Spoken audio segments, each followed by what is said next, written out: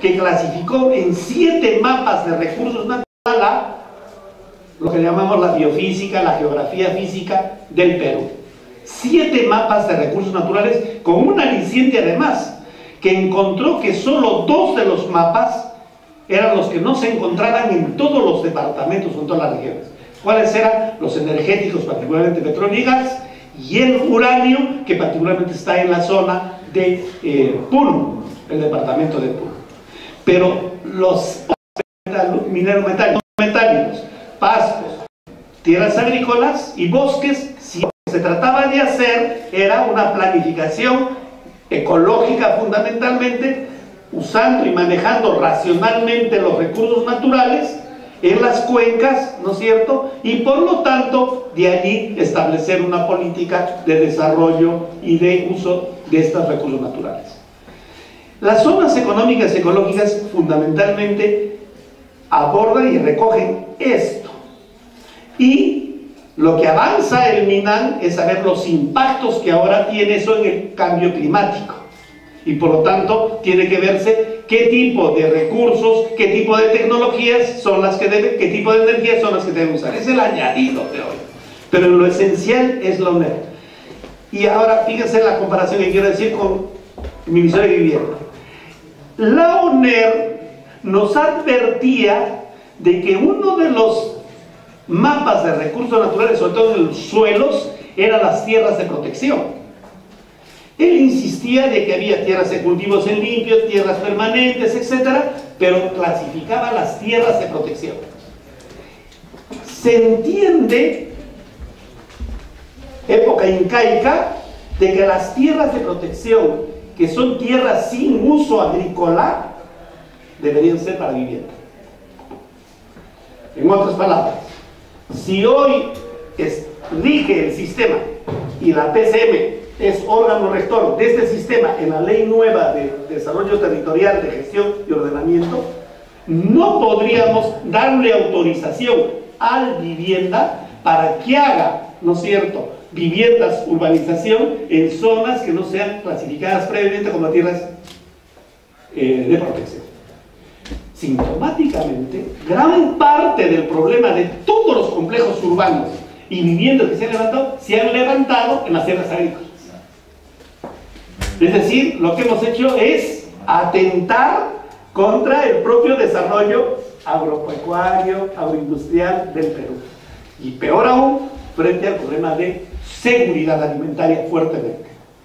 Este caso en Lima lo tenemos con el Valle Chillón. Particularmente, si ustedes todos recuerdan, o no lo han vivido, lo hemos vivido muchos que hemos llegado a Lima, la leche fresca en botella, plusa, era de Maranga, eran de Chillón, esas cuencas lecheras que eran vastas. Hoy día no encontramos ni una vaca, es todo urbanización. En otras palabras, hemos sembrado cemento, ¿no?, en tierras agrícolas, y la reducción de la capacidad entonces de tierras de suelos ha sido fuerte por vivienda. Entonces, aquí hay un debate fuerte, pero este ejemplo que les he puesto, si la ley de ordenamiento y gestión del territorio avance en esta perspectiva, ese es un tema que deberíamos exigir. Hoy día no se puede trabajar entonces planes urbanos de vivienda con esa ley, ojalá que sea así, si es que primariamente nos dicen cuáles son las tierras de protección, y entonces la planificación urbana tiene que ser orientada hacia esos lugares para no atentar con los lugares que son agrícolas, particularmente en cerca del 30%, por decir poco, 40% del territorio, que es un territorio en selva, en sierra, que es todavía despoblado. Y que si avanzamos en ciudades sostenibles en sierra, selva, hay que tener claro este. Yo no he visto, converso muchas veces con los estudios de la zonificación económica ecológica, cuando me muestran un mapa, que me digan dónde están esas tierras de protección y hacia dónde se está orientando la gobernanza territorial. Y ahí hay un problema en estos momentos, para decir uno de los temas más delicados. Entonces, Este es un acontecimiento importante, por ejemplo, en este primer tema, de que ya el Estado tiene una ley, una política de Estado, viene la ley y se va a implementar, los programas tienen que acatar eso. Entonces hay que estar atento a esa ley y hay que debatir y leerla. Porque el otro lado de la ley y la política de Estado que ordena, ya para mi oficina, ordena que en el corto plazo tengan que estar demarcados territorialmente todos los distritos y provincias del Perú. Fíjense, explícitamente está en la 34 política de Estado. Y usted dirá, ¿pero por qué hace eso? Porque ahora, como yo soy jefe de la oficina de demarcación territorial, les puedo decir una característica del Perú. El Perú tiene otra de las informalidades. Hay una informalidad empresarial, pero la informalidad más seria es la informalidad territorial. Y más aún, producto de la informalidad territorial, fíjense la palabra que estoy utilizando, hace de que después del narcotráfico y del sicariato, el tercer gran problema que tenemos social y de enfrentamiento político y de matanza de gente es el problema del tráfico de tierras. Aquí nomás, hace poco, hemos visto la muerte aquí en San Antonio, Cajamarca. ¿Qué quiero decir con esto? De que en estos momentos hay terrenos que se sumen de un distrito y se inscribe en otro distrito y la SUNAT da el título de registro y pone que ese terreno pertenece no al distrito A sino al distrito B, producto de que no hay la delimitación. Estamos de 196 provincias del Perú, solo hemos delimitado en la PCM, hasta lo que es la gestión que yo tengo, 11 provincias. Este año estamos avanzando a 60 provincias. Entonces, lo que quiero señalar con esto, que esta informalidad territorial está ocasionando este tipo de problemas. Entonces, este es un acontecimiento nuevo que hay. El segundo acontecimiento, y después voy a abrir a esto, es la evaluación que acaba de hacer el Congreso de la Ley de Descentralización, el proceso de descentralización del Perú. ¿Qué estamos viviendo en estos momentos? Cerca de 18 gobiernos regionales cuestionados, hay presidentes de gobiernos regionales sancionados, algunos presos, la corrupción está metida, se ha transferido el 98% de las competencias a todos los gobiernos regionales, el presupuesto es enorme y la salida del país. Entonces se ha puesto en cuestión el problema de qué hacer con la descentralización. Y el asunto más importante que estamos colocando nosotros en la oficina y en el debate nacional es que la descentralización hay que entenderlo en sus tres dimensiones. En la dimensión política, que es la única que se ha dado, pero que fundamentalmente es transferencia de poder, no es transferencia de competencias. Para ponerle un caso, les han transferido presupuesto de educación a las regiones, pero quien define la política educativa sigue siendo Lima. Entonces no hay una regionalización, descentralización de la educación en su contenido, porque me dicen, me han puesto los profesores, yo no los tengo el mismo presupuesto. Entonces hay una pelea todavía de quién decide la política educativa, o en el presupuesto mismo. El presupuesto, ¿quién decide el presupuesto? Lima, cuando debería ser un recogimiento de las regiones y la... Entonces, la descentralización política no se ha llevado más hacia una desconcentración administrativa, se ha dado facultades, pero peor, no ha habido desarrollo de capacidades, no se ha formado a los futuros miembros o gerentes públicos para que ejerzan el desarrollo. Entonces, ¿qué problema está fallando? El segundo problema, la descentralización económica, que es lo que llamamos regionalización en particular. Porque no hay modelo, no sabemos qué hacer en los territorios, en las regiones, como plan de desarrollo futuro. Y en ese sentido, el modelo de desarrollo territorial es el problema del gran vacío. Y el tercer problema es el asunto de la cohesión social e institucional. ¿Qué estamos viendo ahora? De que no había Contraloría en las regiones. Y necesitan 61 sedes de Contraloría para poder haber fiscalizado lo que ha habido en la frontera. Es decir, las instituciones también funcionaban a nivel nacional y mandaban algún contralor o un procurador a la región para que supervise, o lo nombraban dentro de un representante de Lima. Entonces la descentralización no está. Entonces ese tercer problema es el que está moviéndose. Se está planteando avanzar hacia una ley de regionalización, no solo descentralización, sino la regionalización del país, que mide otro tema que es no solamente lo político. Y el tercer problema, y aquí avanzo en lo que está aquí, es este contexto que vivimos a nivel internacional. ¿Qué está pasando? Estamos pasando con caos territorial y una indeterminación este contexto de crisis, que es la que quiero mantener. Un nuevo orden mundial, es decir, marchamos hacia una definición hacia dónde se derrumba el país. Todos tenemos que evaluar en territorio el proyecto del 2000, que es el proyecto de infraestructura IRSA, por ejemplo.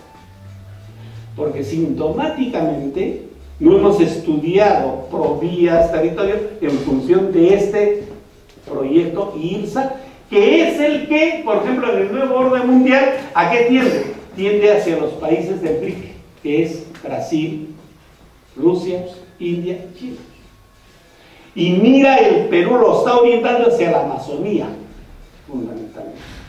En estos momentos, casi el 90% del Aquino AD Puno, de la que más tenía el Aquino, va orientada hacia la zona de Sao Paulo en el sur, porque Brasil lo necesita y paga mejor precio. ¿Por qué? Porque además la carretera transitónica del sur ha permitido que haya mayor flujo, menos costo de transacción. Y en el norte, Manaus, todo el problema de los fosfatos de Mayoba van hacia Manaus, teniendo que cuidar eso en la calidad de vida, porque el fosfato es fundamental para lo que es nutrición en los niños en particular. No es el fósforo y potasio, no es solo nitrógeno y carbono. Y el fosfato de Mayoba lo hemos dejado en este camino. Y la carretera que va del norte desde Paita, que va a pasar por Pongo de Retena hasta Manaus, es un camino que ya está funcionando. Entonces, el nuevo orden mundial es mirar hacia dónde estamos dirigiendo nuestra estrategia geopolítica.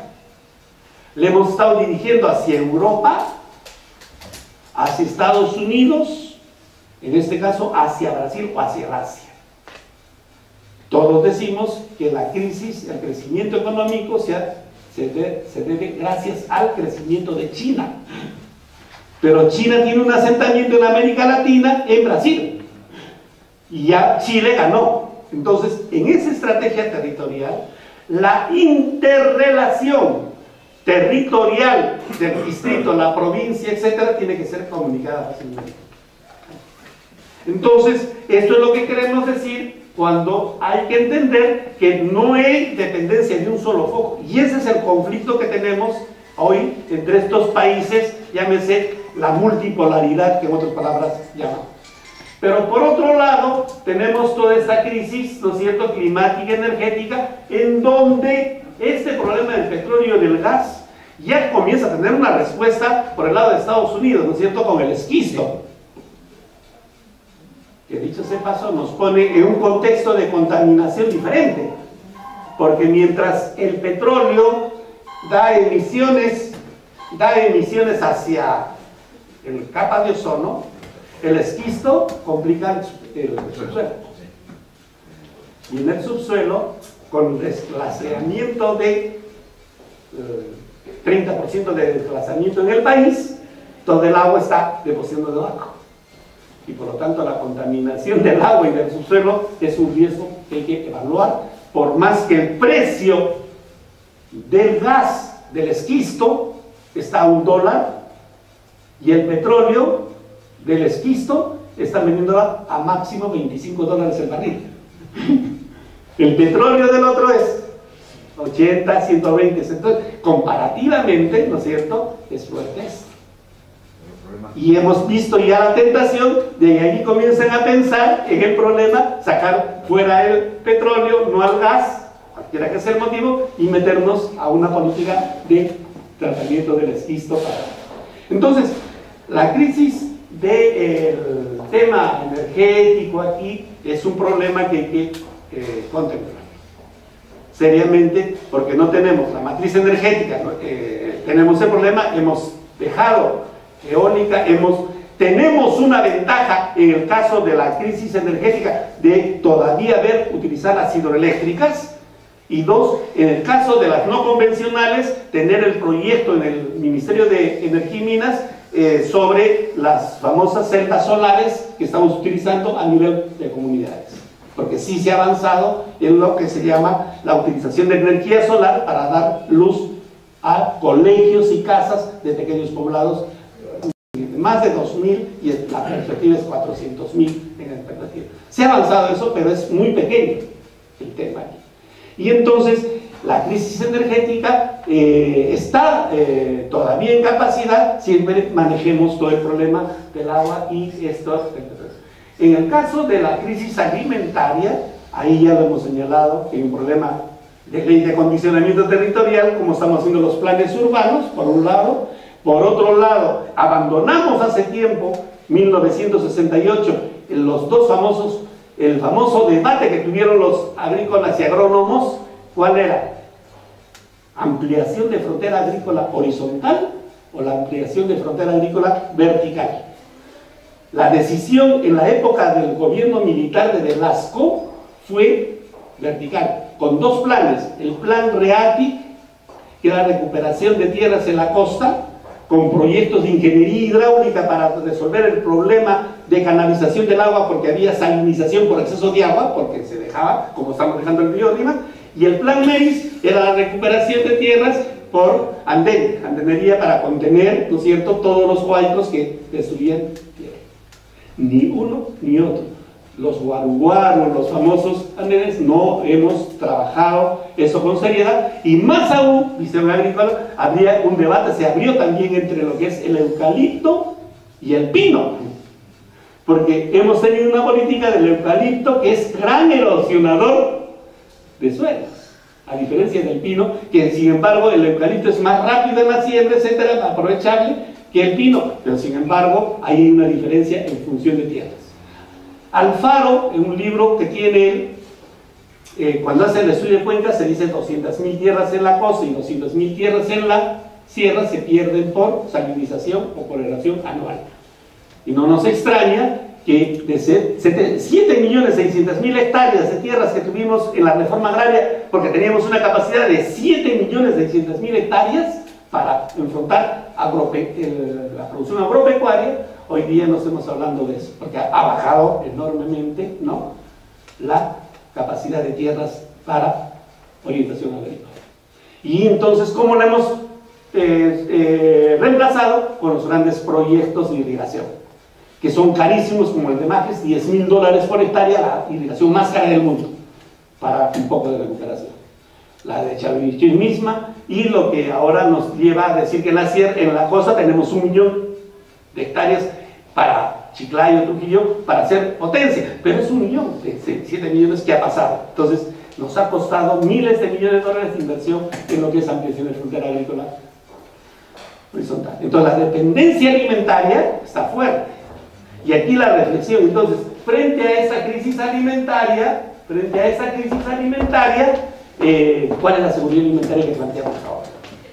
Porque además hay 1 millón de minifundistas que son los que sostienen, según el estudio del PNUD del 2005, que sostienen la producción alimentaria básica, que es la que está siendo de calidad de vida. Estoy hablando de este tema de los yugos, toda la producción de alimentos que hoy día los consideramos como alimentos alimenticios, saludables a la calidad de vida, y que en los TLCs comienzan a pedir fuertemente nos hemos quedado ya sin el maíz morado, porque ya Estados Unidos lo es caro aquí, estamos casi sin el mauche y la oyuca fuera, y comenzamos a tener sachainchi, que es un producto de omega 6, lo tiene Francia, patentado además. Es decir, ya el riesgo de perder incluso este bolsón de alimentación clave para la nutrición en el Perú es fuerte en esta crisis alimentaria, además de la extensión de tierras que podemos tener.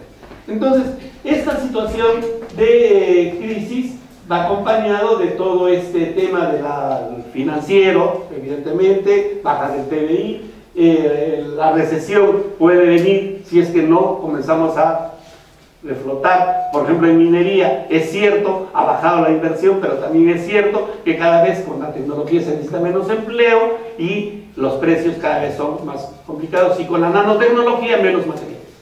Entonces, en esta perspectiva hay un tercer tema que quiero señalar.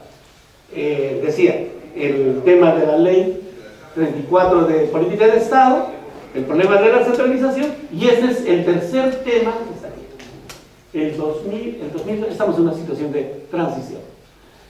El 2015 es declarado, pasamos de los objetivos del desarrollo del milenio, que es combate a la pobreza, a los objetivos del desarrollo sostenible, que es otra lógica.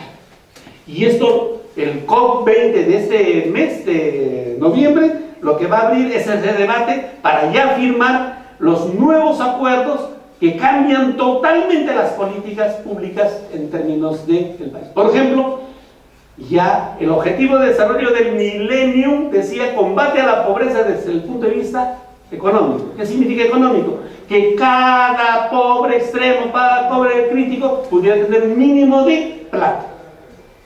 Y la expresión más sencilla es juntos, 250 soles. Que llevó a decir a una de las ministras, decir, ya hemos superado la pobreza. ¿Por qué? Porque ahora hay gente que tiene, ¿no?, 250. Obviamente ese es el enfoque económico de la pobreza. Pero desde hace 3 años, el enfoque de la pobreza es multidimensional. Y entonces ya la cosa cambia. ¿Cómo se combate la pobreza? No solamente teniendo 250 soles, sino teniendo agua potable en su casa, teniendo telefonía fija en su casa, teniendo educación mínima garantizada en la universalización de la educación primaria y secundaria. Y en eso estamos lejos, en todo el país. Entonces, esto es lo que quiero señalar con este tema, que nos lleva entonces a plantear este escenario. Estos escenarios que están aquí. Lo primero, un modelo de desarrollo territorial sostenible que no existe en el Perú. Hay que elaborar urgentemente. Giro de CEPLAN. CEPLAN ha hecho un proyecto bicentenario con una visión sectorial de la economía, por sector. Y en estos momentos CEPLAN está haciendo la rectificación para entrar en la planificación territorial sostenible. Y la planificación entonces lleva a este modelo. Segundo, hay que cambiar la orientación y priorización de las políticas sociales del Ministerio de Inclusión Social, el MIDIS, que está pensado de distribuir plata en función de los niveles de ingreso y de la situación social. Pero no es focalización territorial. Es decir, yo puedo tener zonas como las de, en estos momentos, la cordillera del Cóndor, en donde la gente simplemente territorialmente no tiene nada. Y sin embargo no les llega, ¿no es cierto?, el programa. Porque no están tipificados como pobres, porque tienen un terreno, a veces son dueños de una hectárea, pero son dueños de una hectárea que ellos le querían ganaría, por lo tanto ya no son pobres. Y por lo tanto los programas sociales no llegan ahí. O en el caso de Echarate, o Incahuasi, Vilcabamba, o Quirumpiari, que el alcalde recibe a su periferia donde está el asentamiento de la capital, pero el centro poblado que está lejos no recibe ni un programa. O sea, le interesa haber recibido contabilizar cuántos pobres hay, no importa dónde está localizado, solo reciben los que están cerca del municipio, de la ciudad. Pero los otros pobres que están dispersos, 10 personas en un lugar, no reciben, pero los han contabilizado como pobres porque no hay una orientación de que los programas lleguen a los lugares donde realmente viven. Es lo que llamamos el ubijeo desde el lado de la religión. La localización real, ¿dónde está el pobre? No es si es pobre, sino dónde vive y en qué condiciones vive y qué acceso tiene. Entonces, ese tema es lo que llamamos un cambio de la priorización. Y entonces, la priorización puede que se esté dando, por ejemplo, Amazonía. En Amazonía, en estos momentos, si lo tuviéramos aquí, estuvimos la otra oportunidad con el Luis del Ministerio de Relaciones Exteriores, que nos comunicaba incluso que las comunidades nativas que están por la cordillera del Cóndor, como no tienen que vivir, no hay programa, lo que están haciendo es comenzar a retomar la técnica de la reducción de cabezas. De personas vivas, o agarran a una persona, le reducen la cabeza y la venden, la reducción ya no es en artesanía, $3,000 es lo que pagan por una cabeza reducida. 10 agarrados, 10 son $30,000 y tengo todo el año. ¿Por qué? Porque para vender mi gallina tengo que ir a Ecuador, $25, la gallina está en este lado a 25 soles y no hay ni carreteras, y entonces me la tengo que comer la gallina, o para qué crío la gallina si no tengo cómo alimentar.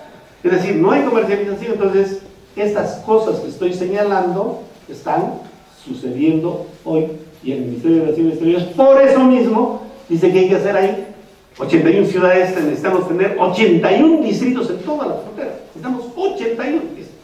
Algunos sociólogos particularmente dicen, ya no hay que ver distritalización. Sí, no hay que ver distritalización aquí en Lima, pero en zonas lejanas necesitamos un programa de crear ciudades realmente potentes para que Ecuador no diga que tiene la mina de oro más importante cuando esa mina es de Perú. Como no hay hito, no hay quien vigile, se mete nomás, ya.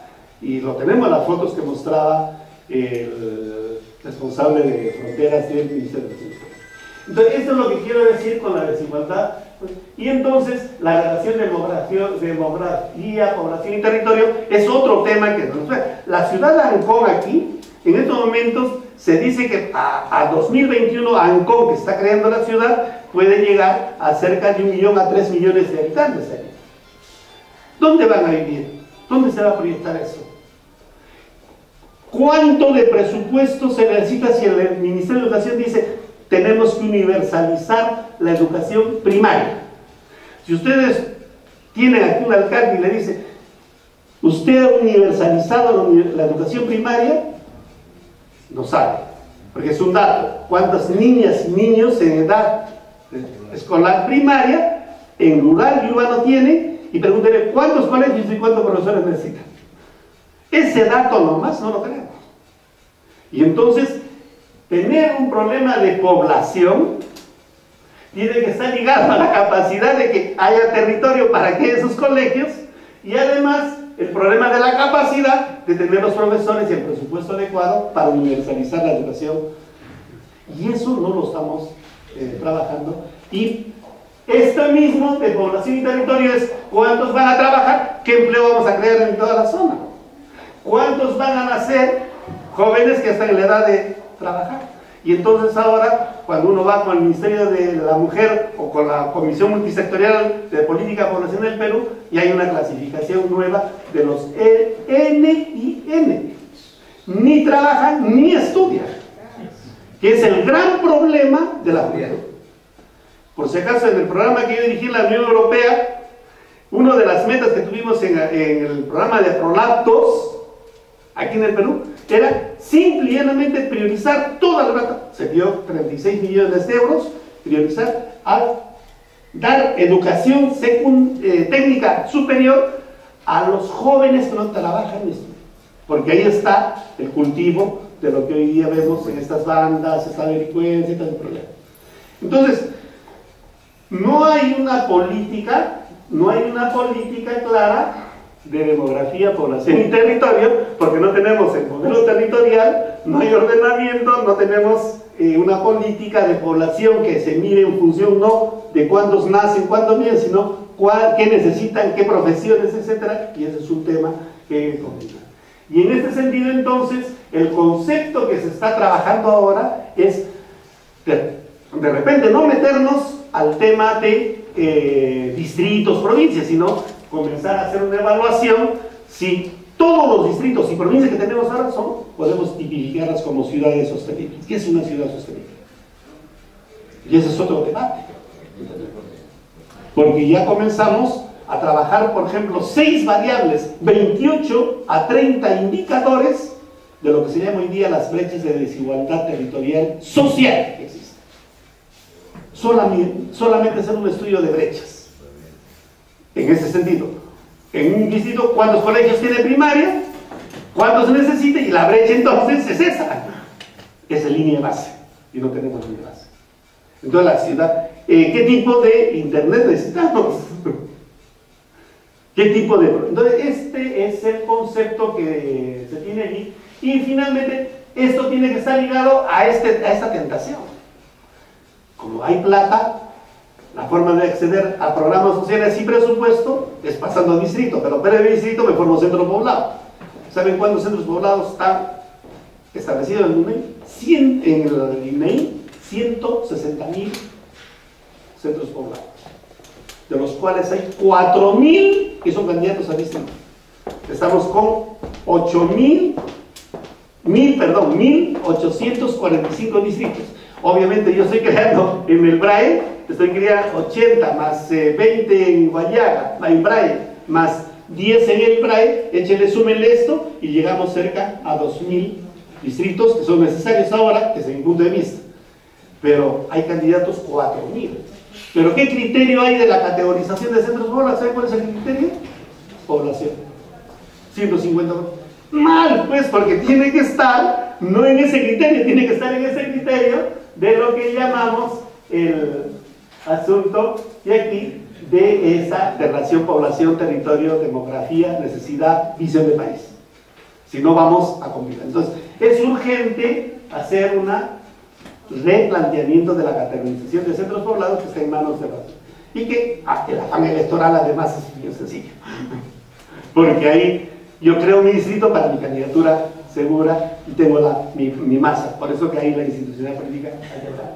Entonces, dentro de eso, entonces, aquí, lo que nosotros estamos postulando es que se tiene que trabajar en la planificación territorial, se tiene que trabajar 5 aspectos de todo distrito.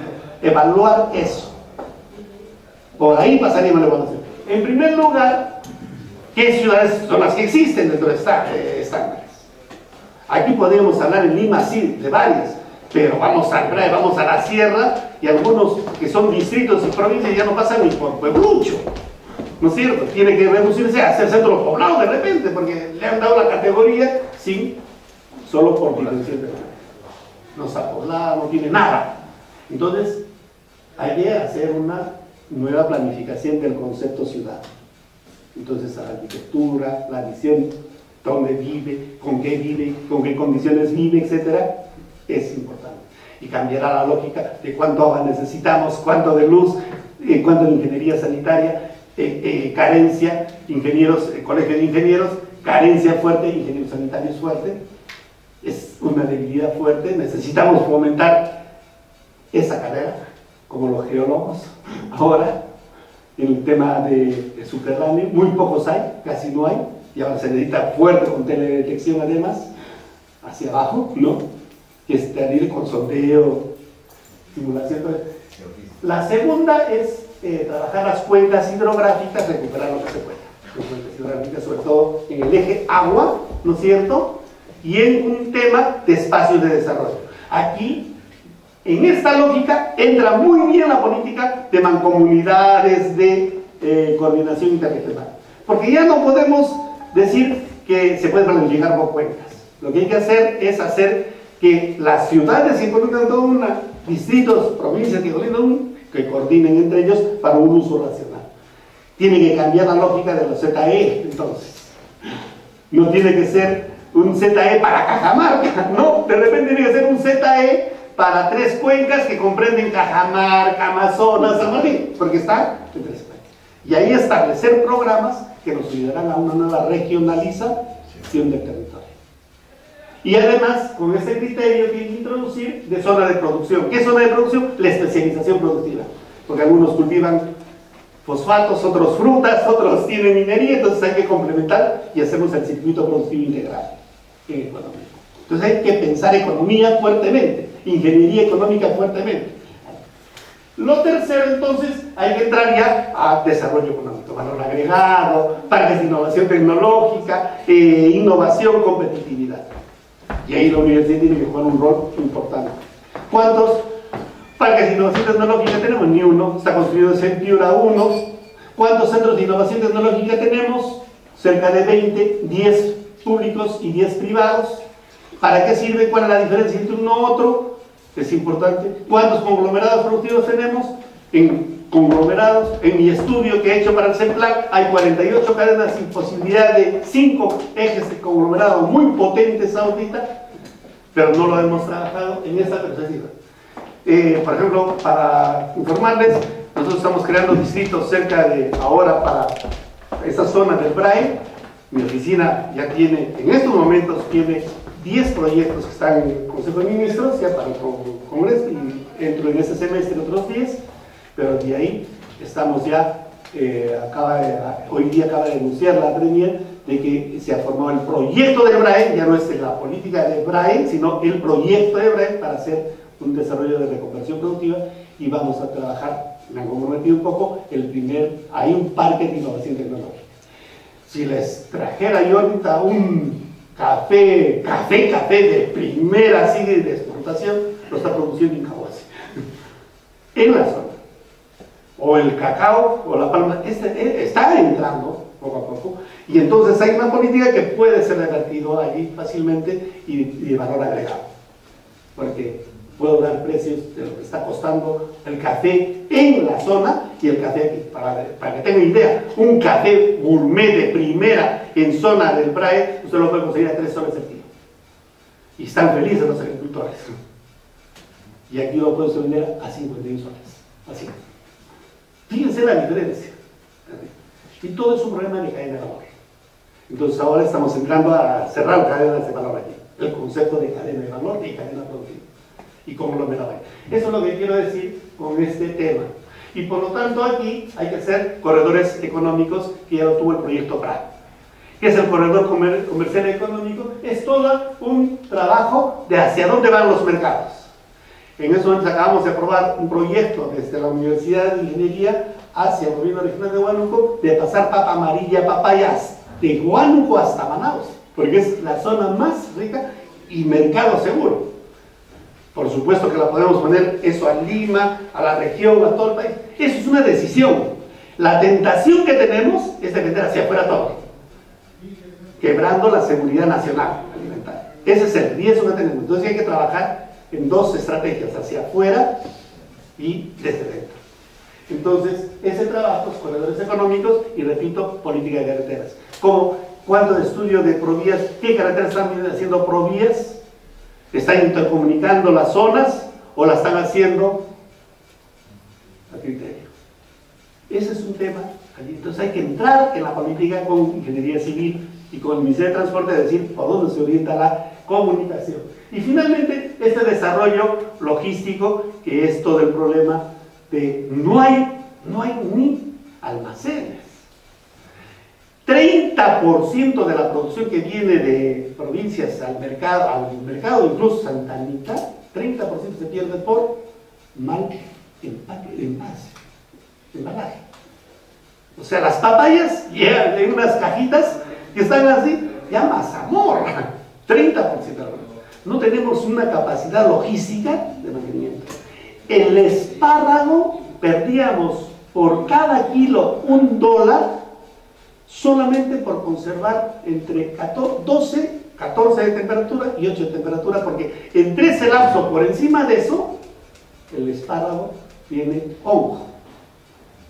Y por eso que la gran tarea que fue tener la infraestructura logística de frío en el aeropuerto y en los aviones, si no se le maniobra, ya no sirve. Entonces, esto es pensar en lo que se llama la política de servicios de desarrollo empresarial, que es lo que nos está faltando. Entonces, en ese camino es los retos que nos está planteando esta política que está en este lado de estos factores que están aquí. Bien, entonces, sobre esta base tenemos problemas estructurales además simples. Es sociedad de la información, somos de la sociedad del conocimiento. Peter Drucker, somos de la gestión de la información, de la gestión del conocimiento. En el Perú, ¿qué podemos gestionar? Si le voy a decir que no tenemos datos. Tipo, pruebas al canto. Debatamos ahorita.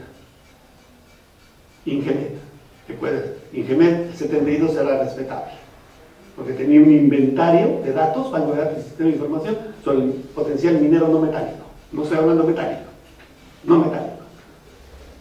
Díganme cuánto.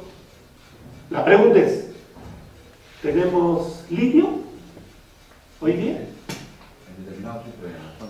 ¿Cuánto hay? No se sabe. Caolín, ¿cuánto hay? Y estoy hablando de los minerales que quiere la tecnología del futuro. Pasamos del acero, época del siglo XIX, pasamos el siglo XX a la época del plástico, y hoy día estamos pasando a la época de la cerámica. Y nuestra información sobre tierras, cerámica, arcilla, fosfatos de soya. Esto es lo que quiero decir, que no tenemos, estamos sin datos, cuidado, mejor dicho. Los datos están privatizados al interés de cada uno, pero nacionalmente no. Y la formación nuestra y el colegio de ingenieros. Esa es una tarea, hacer datos, hacer información, centralizar información. Y es el gran esfuerzo en el cual estamos ahora con el gobierno electrónico y con lo que se llaman los sistemas georreferenciados, que hoy día estamos comenzando a centralizar. La tarea más fuerte que tiene el Perú en estos momentos es pasar no a la etapa de gobierno electrónico, sino a un sistema georreferenciado, ¿no?, que permitan alimentar el gobierno electrónico. Para saber, en estos momentos yo podría saber con todas estas tecnologías si una niña X de un poblado está recibiendo marihuana. Lo podría saber desde X y me decía que vaya. Con un sistema, pongo el nombre de la niña, en qué colegio está, y además puedo saber en qué hemos hecho el ensayo ya en el APCM. Pero esa tarea hay que construirla conjunto y hay que tener la voluntad que todas las instituciones pasen a entregar la información, y si no hay información, hay que hacerla. Porque hemos dejado de hacer información. Hemos supuesto que hemos tenido información. Prueba de hacer canto que no tenemos. ¿Cuántas empresas innovadoras hay en el Perú? Pregunta. Que venga Gisela Ojeda y que me diga cómo ha hecho, si ha hecho un censo de empresas innovadoras, sobre la base de qué indicadores. Solamente yo vengo de toda la referencia del sur y no hay. Y la tarea que ha hecho Chile, Uruguay, es primero hacer esas encuestas. Está por segunda o tercera encuesta recién para construir una perspectiva y decir algo como esto, por ejemplo, decir algo como esto. Decir, Chile dice, yo al 2021 tengo necesidad de 51.000 investigadores en estas líneas, en 12 cadenas productivas. Nosotros, ¿cuánto necesitamos como investigadores? ¿Para qué líneas? Estrategias de trabajo. Esa interrogante es la que no resolvemos para decir el de arriba, el raro. Entonces, necesitamos, lamentablemente, con toda esa tecnología, rápidamente compartir información, entregar información y construir esa información georreferencial. Por lo tanto, ahora me entienden por qué es clave, yo particularmente estoy postulando en ese sentido, en la ley que estoy dirigiendo, en la propuesta de la PCM, diciéndole, ¿qué debe haber? ¿Cuál es lo importante de una ley de ordenamiento y gestión territorial? Yo me bastaría que se forme el Sistema Nacional y Regional de Ordenamiento y Gestión Territorial, cuya tarea en los próximos 1 o 2 años es hacer este sistema de información georreferenciada que nos diga por dónde va nuestra quinoa, como el trabajo que ha hecho Tapia ahora. Interesante el libro que ha hecho Tapia sobre las 8 variedades de quinoa, ¿no es cierto? Y todo lo que es industrialización alimentaria y la industrialización industrial para otras curaciones. Que no las tenemos, y ahí meter innovación tecnológica, programas FinCit y hacer todo el esfuerzo del colegio para que la quinoa no solo sea para comerla en el plato, sino todas las virtudes que tiene para curaciones, usos, etc. Ese es el tema que es interesante, y por eso que pongo en segundo lugar está superar esta agregación territorial, esta institucional.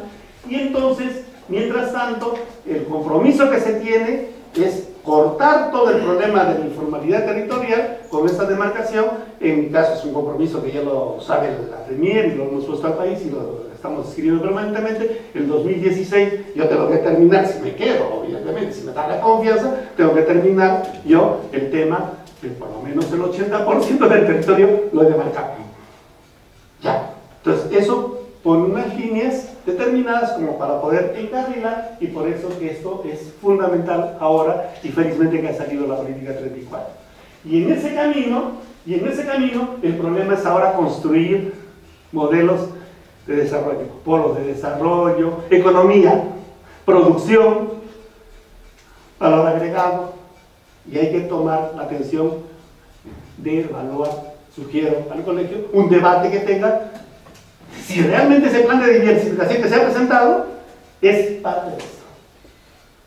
Es urgente, porque el trabajo del colegio de ingenieros está ahí, porque es ingeniería. Los economistas llamamos, eso se llama economía política, y en el Perú los economistas se forman en la política económica, pero no en la economía política. Para que me entiendan, dicen los fundadores de la economía que la economía solo se entiende desde la producción, desde la empresa y de la industria.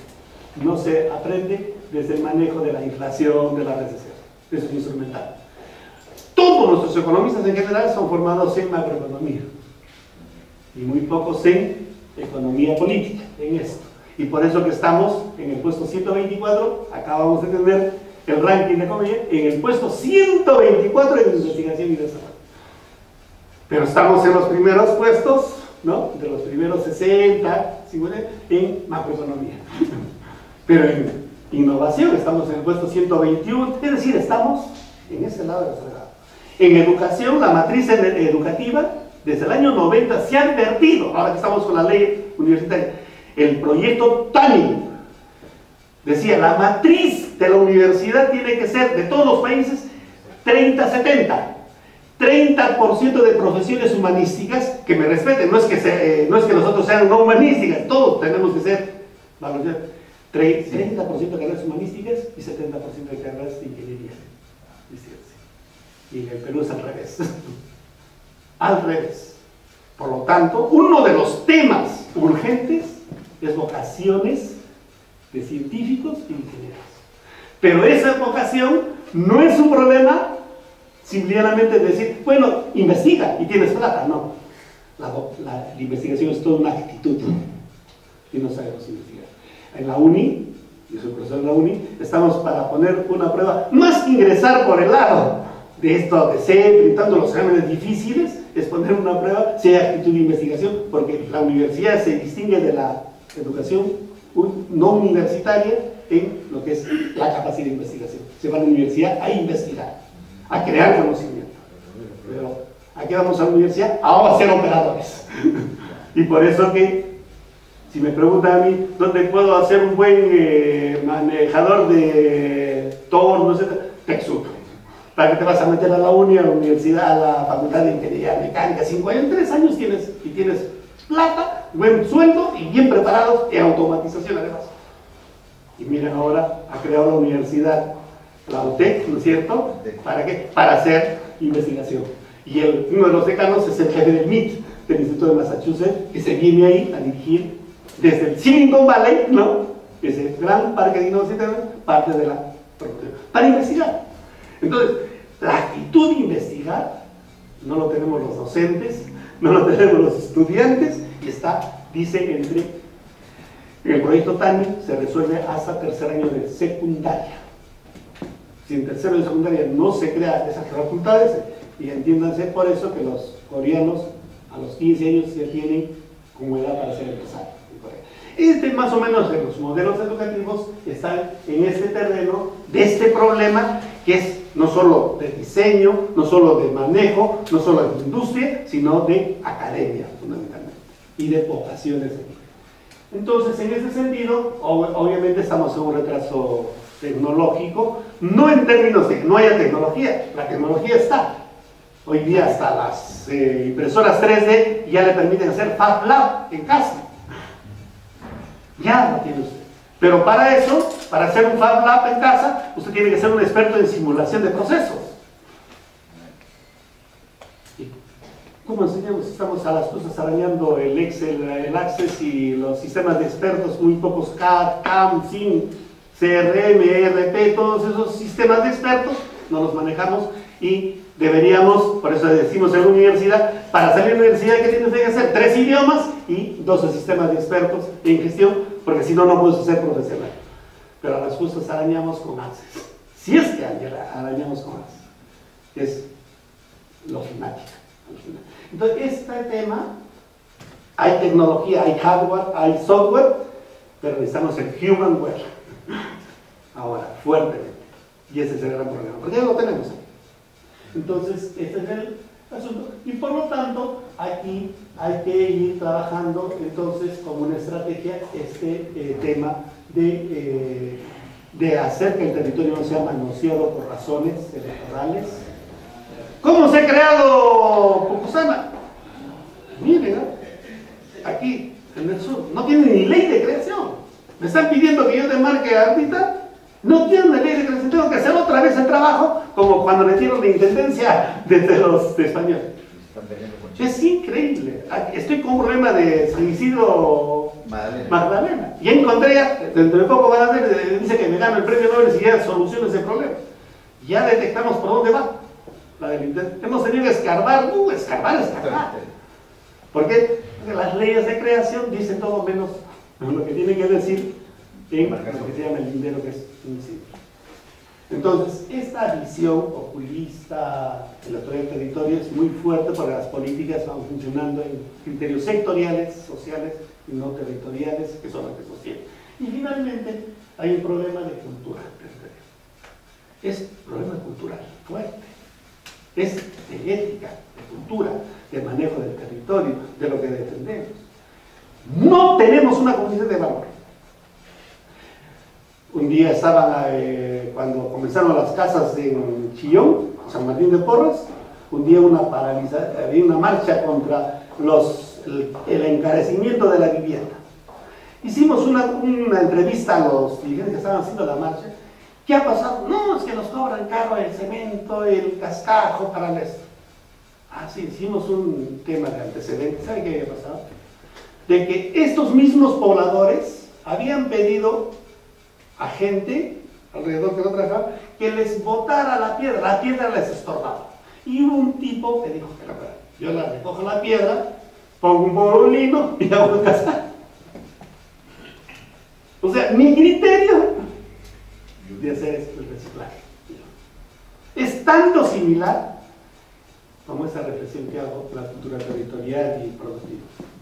En estos momentos en Lima, ¿qué hacemos con el limón? ¿No es cierto? Apretamos el limón, buen ceviche, y la cáscara, ¡pah!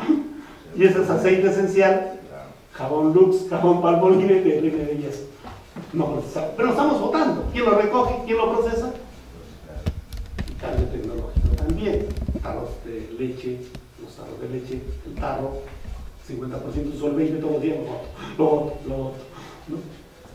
Porque no, pues lo estamos votando, cuesta así el 50% del precio. Esa lata. Y estoy tomando solo por un solvente. O sea, todos los días está votando y el MIDI está comprando a veces tarros de leche.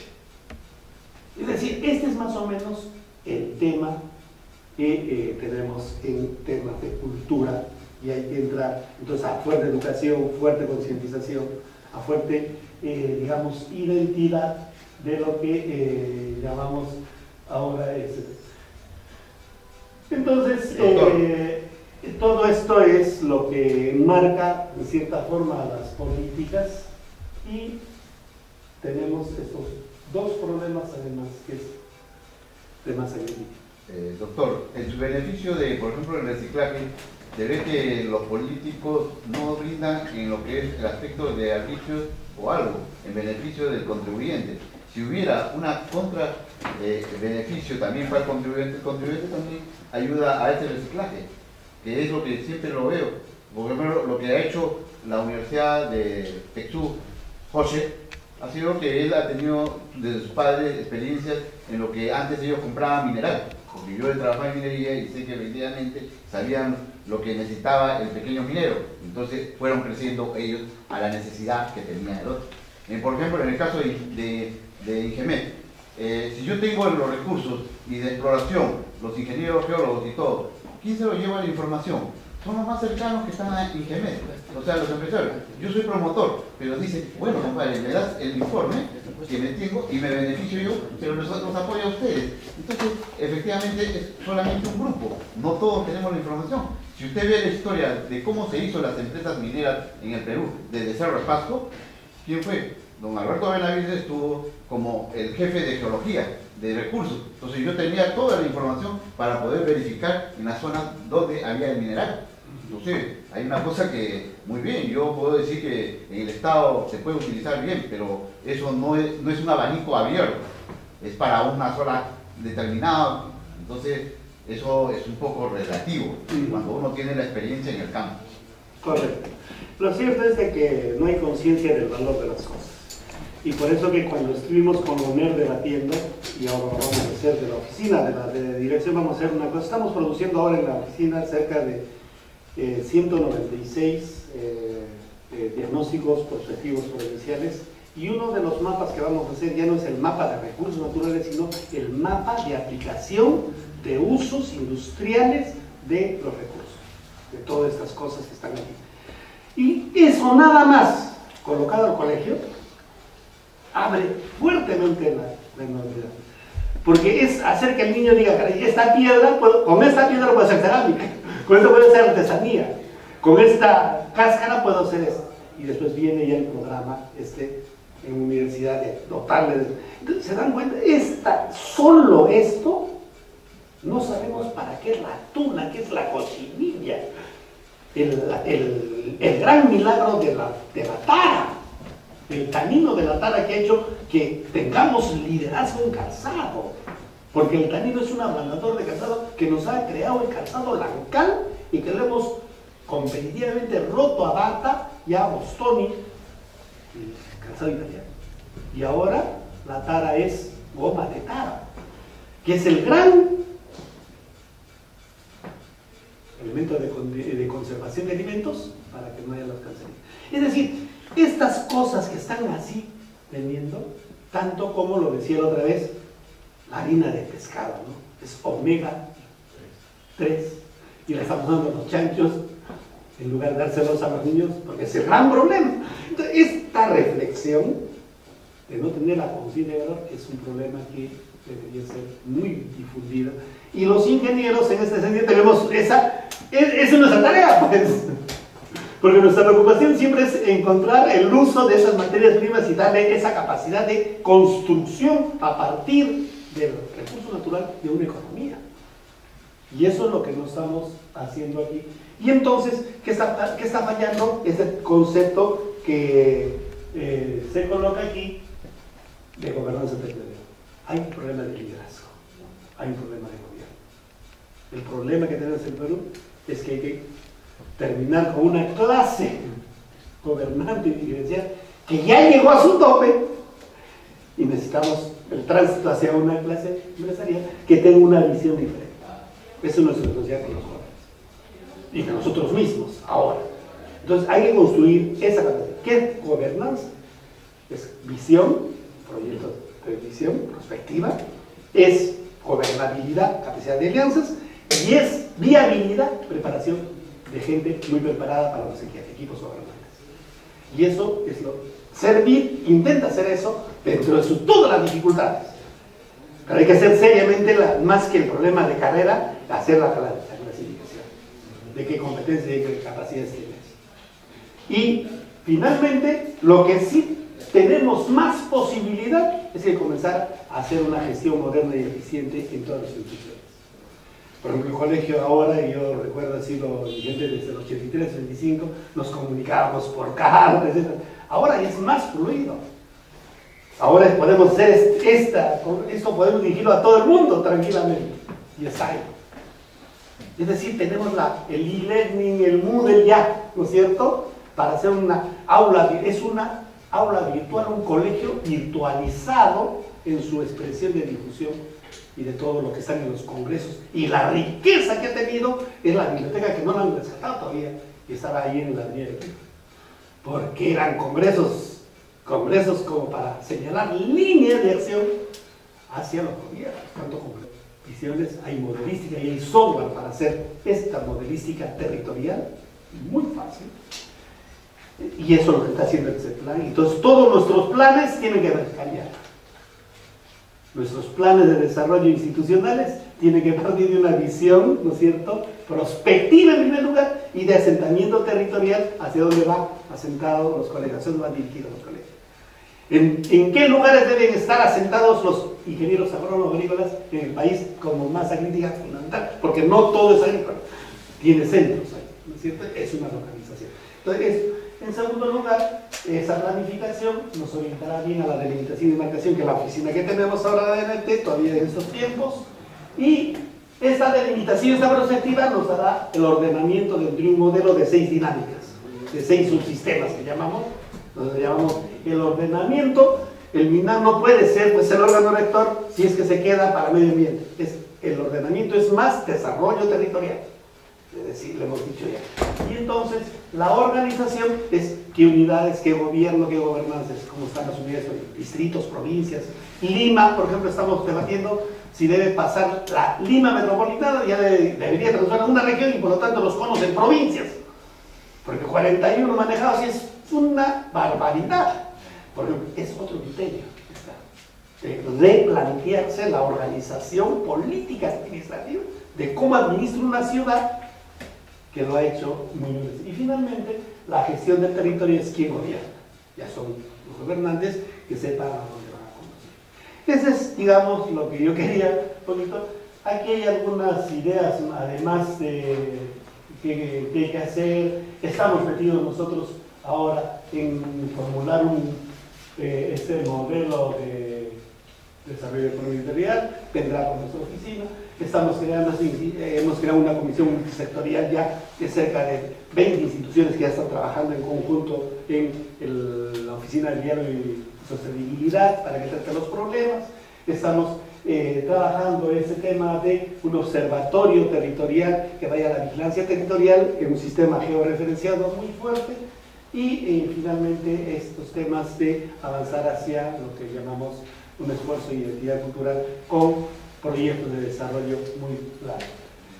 Y entonces el sistema de gestión nacional del territorio tiene que conformarse. Estamos planteando que detrás de cada gobierno regional tenga un sistema, con gran consejo que dirija este sistema que se relacione conjuntamente.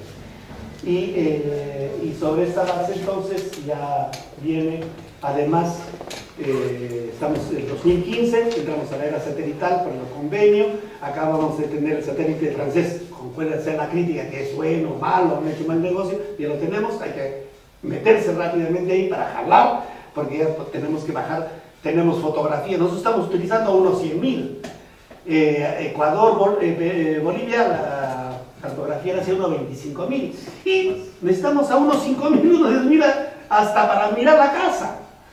No tenemos eso, y el censo agropecuario que se ha hecho hace poco, bueno, yo me persigo, porque los datos minifundistas no tienen nada que ver. ¿Cómo lo han hecho? O un cubero, ¿no? Porque hemos encontrado que hay fondos que no existen o ríos que no hay.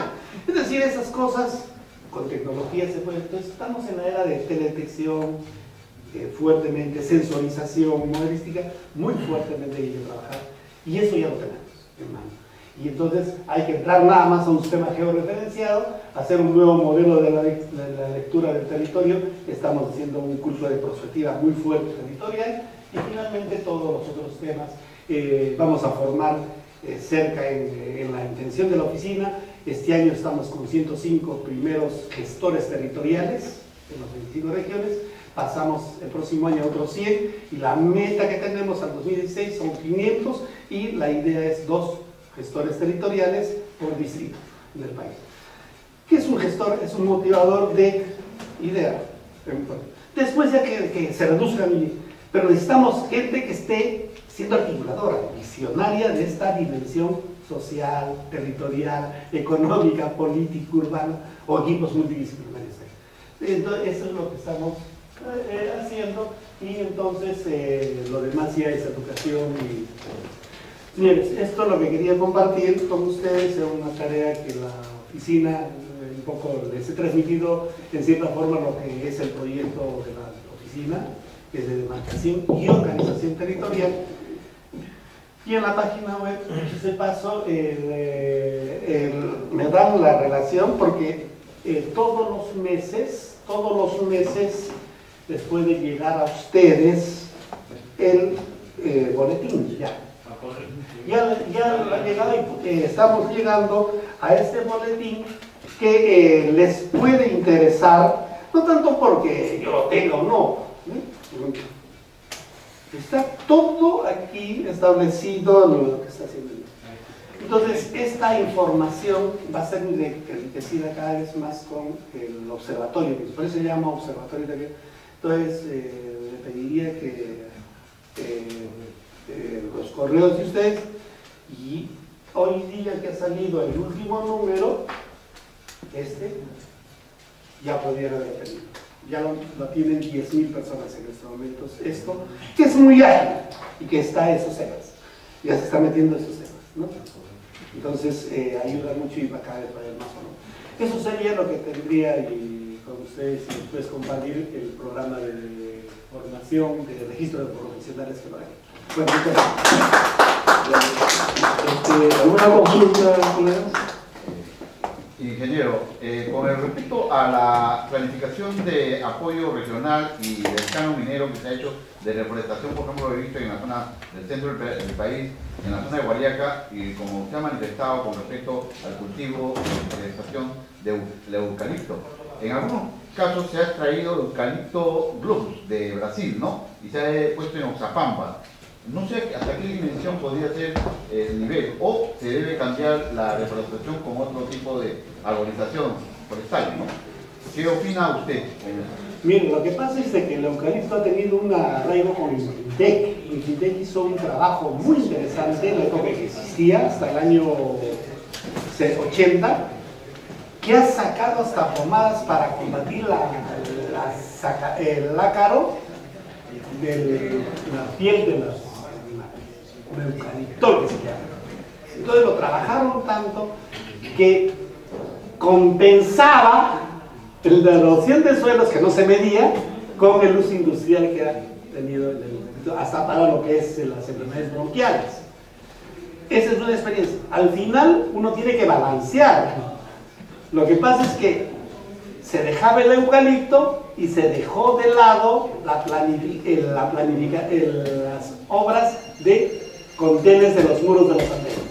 Entonces el problema no está en el eucalipto, está, si yo meto eucalipto debería hacer el trabajo de andenes o barúa, y no lo hemos hecho, lo hemos dejado ahí. Y dos, la experiencia de Pablo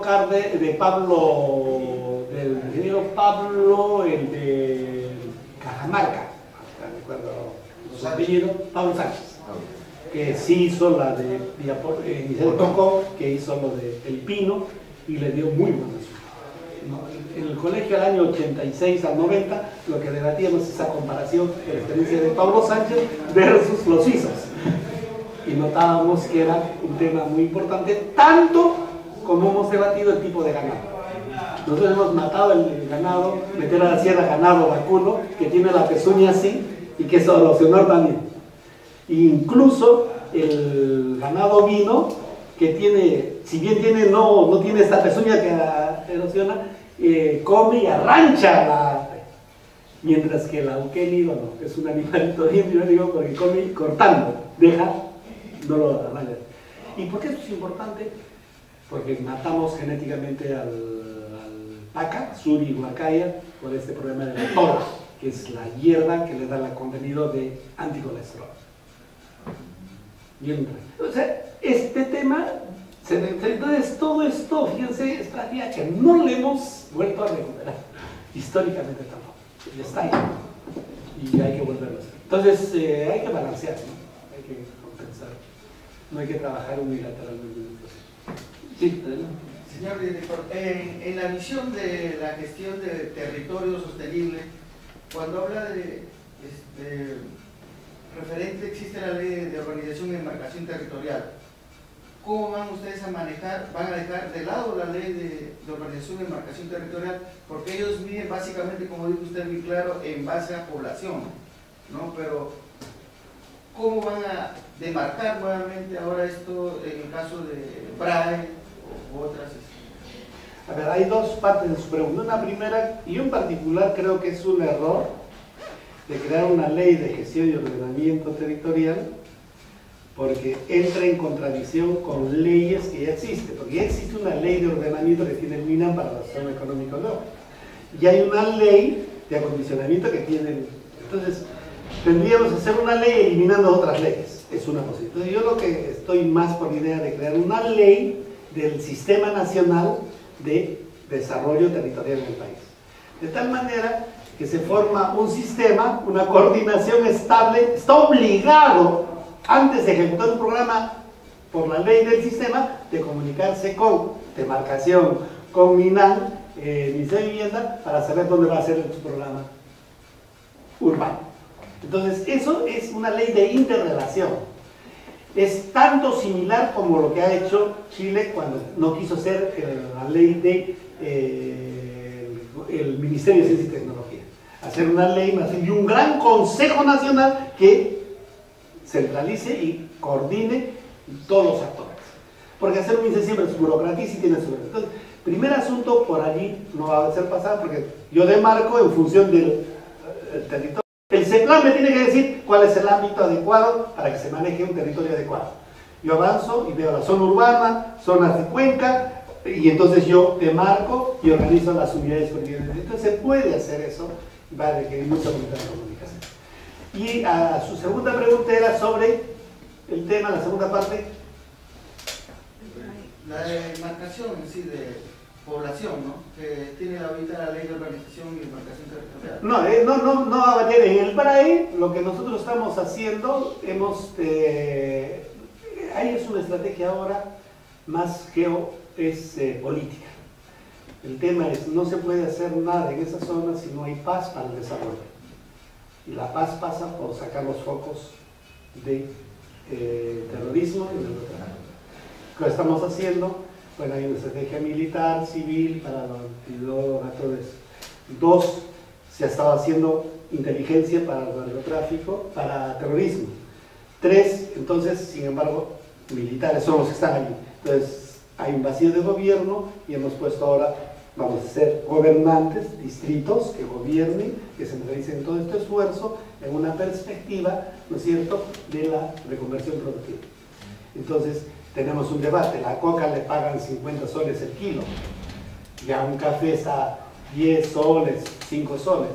Entonces, la sustitución tiene que irse con subsidios allí, para poner un caso. Yo pago 50 soles o 51 soles por tu café, subsidiado por el Estado, con el fin de que no te metas a la coca en un plazo determinado, mientras que por el lado de la reconversión del Ministerio de la Producción, comienzo a generar valor agregado al café, cadenas de valor, envase, molido, envase, para que yo cuando venda el café no lo venda como semilla a 5 soles, sino ya comienza a venderlo a 30, 40 soles en el mercado. Esto está haciendo valor agregado. Eso es una estrategia enorme. Entonces estamos ahora, paz para el desarrollo, eliminar esos focos, luego desarrollo para el crecimiento, que es la segunda fase, pero eso nos va a llevar nosotros. Ahí está la central, y ahí tenemos un curso, pero la central hidroeléctrica más importante es en Oreja de Perro. Esa central es la más grande y no se puede hacer, pues, entonces, también hay eso. Hay zonas que necesitan plataforma y llevar a seguridad. Entonces, se está creando, como repito, 11 distritos en esta primera isla que ya van a ir cercando, y los municipios son de otra lógica, ¿no? Son una lógica de desarrollo, de seguridad, muy fuerte de combate a esto, y garantía de paz hacia adelante. Y una fuerte educación en esta carrera que le va a dar cambio de las carreras técnicas que se van a dar, porque tienen que estar en función de cadenas productivas estratégicas. Entonces, eso es lo que cambia. No cambia la demarcación, sino el desarrollo. Dice que en territorio no interesa el contenedor, sino el contenido. Y esa es la nueva geografía económica. Quería preguntarle, ¿no es necesario que se den algunos otros dispositivos antes de que se haga un proceso de gestión del territorio? Por ejemplo, ¿cómo se está contemplando el problema de la propiedad de la tierra? ¿Se necesita una ley nueva de suelo? ¿Cuál es su opinión respecto a eso? No, porque lo de COFOPRI, o sea, hay dos, para los temas de propiedad de la tierra, hay dos contextos. El problema más serio que tenemos es el de la propiedad de la tierra en las comunidades campesinas y nativas. Hay 2.500 comunidades nativas y hay 4.000 a 4.500 comunidades campesinas que están fuera del régimen político-administrativo y constitucionalmente uno no los puede taxar. Entonces aquí lo que se le ha dado al Ministerio de Agricultura la facultad que haga un catastro, porque no hay catastro desde el año 1924. Entonces, aquí en Cajamarca, ahí está el tráfico de tierras, están dividiendo la población de la comunidad. Entonces, se necesita primero una intangibilidad de las comunidades campesinas y nativas por aquí. Ese es un primer problema porque es un foco. Y el segundo problema es, ya tenemos un registro, bueno, por si acaso, para el Ministerio de Agricultura ya lo descentralizado vía COFOPRI. Ya. Entonces, tenemos la formalización de la propiedad con Ministerio de Agricultura para lo que es comunidades campesinas y nativas. Y en el caso de la propiedad, ya SUNAR funciona, pero ¿cuál es el problema? Demarcación, que es mi oficina. ¿Por qué? Porque el alcalde le echa ojo al otro lado y le dice, hermanito, tú inscríbete en la SUNAR como si yo fuera el distrito y me pagas los impuestos a la reina, entonces por tributación. Entonces vienen a mi oficina, cuando van a reclamar, yo voy a demarcar y digo, este terreno no queda en este distrito, sino en el otro. Entonces ya he llegado a una política que tenemos. Mi oficina en estos momentos, sin demarcar, yo le puedo decir lo que se llama el concepto de delimitación referencial. Yo puedo decirle ahora a qué lugar pertenece su predio referencialmente hasta que por ley lo decida, definitivamente. Entonces ya comunico a la SUNAR, no le dé usted la propiedad a este señor estando en ese distrito, sino por lo menos, si no está definido, póngale provisional hasta que defina mi oficina. Entonces se aguanta un poco allí. Entonces estoy ordenando, el registro SUNAR, propiedad está bien, lo que está fallando es el problema de demarcación a donde pertenecen territorialmente. Doctor, lo que usted dice y manifiesta ha sucedido. Por ejemplo, yo pagaba un terreno de propiedad y declaraba en la provincia de Yanahuanca. Y después en la provincia, el distrito de Cayán, no, solamente aspecto urbano, pero el aspecto rural se declaraba en Yanahuanca. Ahora, ¿cómo regresa eso al distrito? ¿Como terreno sigue como terreno rural? Sí, o sea, si el terreno lo ha titulado rural, regresa igual, y si ha pertenecido a la comunidad, tiene que volver a la comunidad. No, estaba inscrito, no, o sea, hay inscripción. Sí, eso vuelve la condición que está en lo que nosotros tenemos, a la unidad política administrativa y a la condición. Porque lo que usted dice, la comunidad pedía que los propietarios, que son propietarios de los terrenos rurales, se inscriban también como, ¿cómo se llama? Comuneros. Claro. Entonces, había una cosa, en que cada año se renueva y se hace inscripción nuevamente, porque es un ingreso para la comunidad también, para el comunero, esa inscripción. Entonces, para que sea eso. Entonces, pero hay, como lo que usted manifiesta, históricamente hay documentos que efectivamente dan fe de que esa propiedad fue de una familia tal y sigue siendo. En algunos casos lo han hecho adrede, como usted dice, no han querido perder esos documentos y se han desaparecido en algunos lugares, ¿no? Exacto. Eso es lo que sucede, ¿no? Bien, esos son problemas que lo tratan. Bien, señor. Sí. Hasta aquí. Se cayó un techo. Hay problemas en las alturas. Las alturas son convencionales. Más de 3 metros, pongan las barbas en remojo. Más de 3 metros. ¿Qué pasa aquí? Fíjense, los puntales, ¿dónde estaban apoyados? En tablas. Entonces piso blando, ¿no? Piso blando, tabla, ustedes tienen que estar apoyados en lugar firme, estable. ¿Se cayó? Simplemente se cayó. ¿Este también se cayó? Es el mismo 7. Vamos a ver lo mismo. Falta de diseño especial por techo especial. Tiene que haber diseño. Tiene que haber diseño. El ingeniero tiene que trabajar, ¿no? Para eso es ingeniero. Pues miren dónde está apoyado esto. No, pues eso no puede ser. Eso sí. Este es otro caso. Aquí se cayó. Miren, sí, creo que lo tenemos, no lo tenemos. Detalle. Miren ustedes, ¿qué es esto? La parte más delgada del pie derecho está abajo. Es hablando, pero no es uno, ¿eh? Miren, 1, 2, 3. Todo el techo lo tiene que tocar de esa manera. Eso no. Además, pie derechos oxidados. El pie derecho, rompe está oxidado. Terrible. Felizmente que no hubieron fallecidos.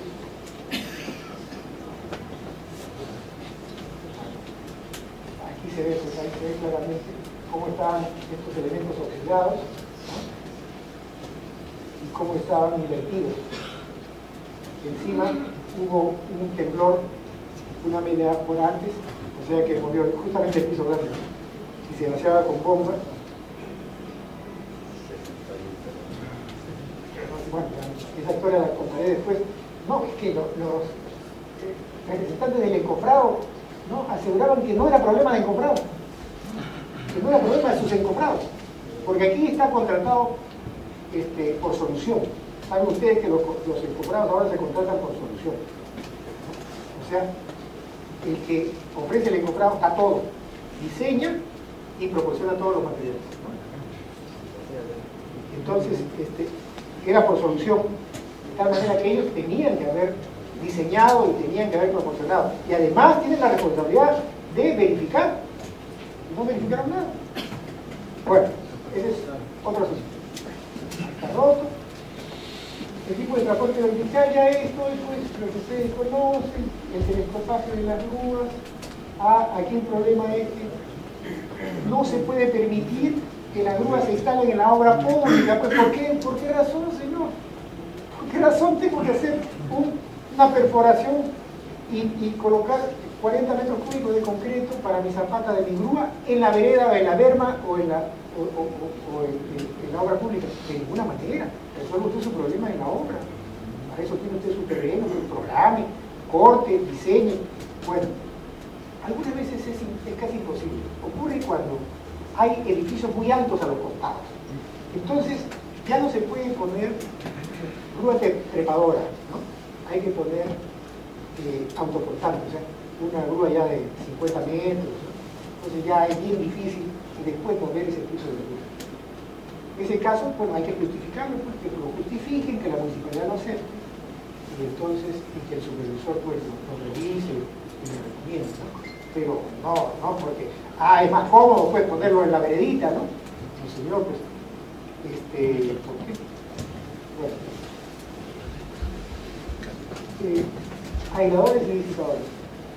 Ya tenemos que entrar al uso de esta tecnología, ¿no? Ya es obligatorio para los hospitales, es obligatorio para los hospitales ya hace unos meses, pero ya hay edificaciones, especialmente institucionales, que tienen aisladores. Disipadores ya tienen bastantes, ¿no? Pero aisladores es uno de los primeros. Bueno, definitivamente es el primero, de carácter residencial del primero. Aquí esta es la machina, o sea, el molde, ¿no?, para colocar. Estos son los aisladores del ascensor.